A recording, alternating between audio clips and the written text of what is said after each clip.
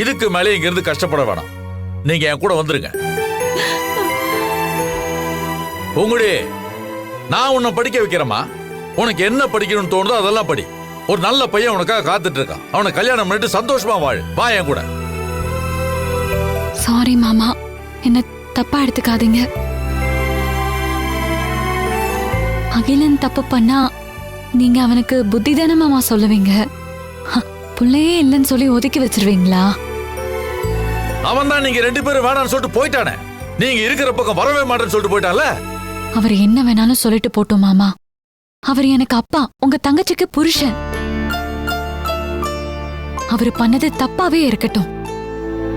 ஆனா அவரை சரி பண்ணி வீட்டுக்கு கூட்டிட்டு வர்றது தானே மாமா சரியா இருக்கும். அவரை மாதிரியே நாங்க 2 பேரும் பதிலுக்கு கோச்சுக்கிட்டு போயிட்டா எப்படி மாமா? உங்களுடைய அனுபவங்கிறது என்ன தெரியுமா?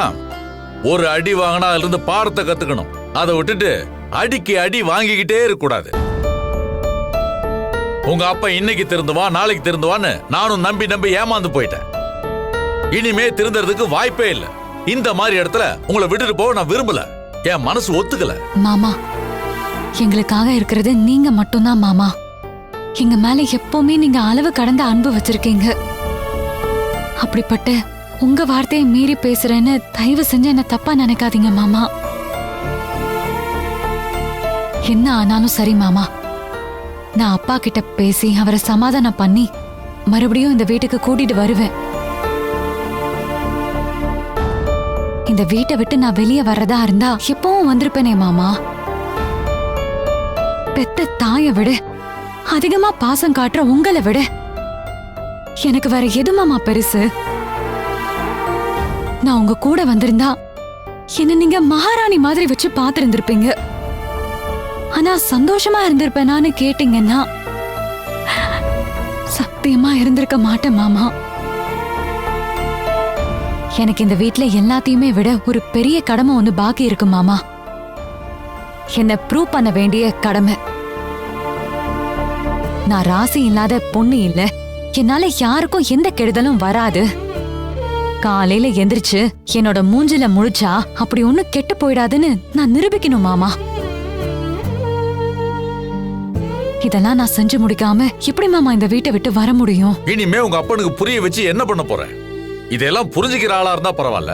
இதையெல்லாம் புரிஞ்சுக்கவும் மாட்டான், உன்னை ஏத்துக்கவும் மாட்டான். தேவையில்லாம அவனுக்காக உன் வாழ்க்கையை நீ வீணாக்காத. ஆமா பூங்கொடி, உங்க மாமா சொல்றதே உண்மை. உங்க அப்பா கூட இத்தனை வருஷமா நான் வாழ்ந்து சலிச்சவன்ற முறையில சொல்றேன். அந்த மனுஷன் எத்தனை ஜென்மம் எடுத்தாலும் மாற மாட்டாரு. மாமா சொல்றத கேளுமா. மா, உனக்கு மாமா வீட்ல போய் இருந்துக்கலான்னு தோணுச்சுன்னா நீ தாராளமா அங்க போய் இருந்துக்கோ.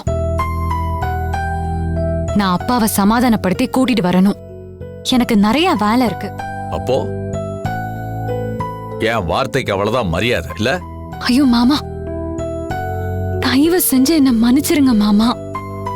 இந்த ஒரு விஷயத்துல மட்டும் நீங்க என்ன கட்டாயப்படுத்தாதீங்க மாமா. ப்ளீஸ் மாமா.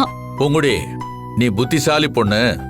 எந்த முடிவு எடுத்தாலும் அது சரியா இருக்கும்னு நினைச்சிட்டு இருக்கேன். ஆனா இப்ப எடுத்திருக்க முடிவு ரொம்ப ரொம்ப தப்பான முடிவு. நான் வரேன். அண்ணே.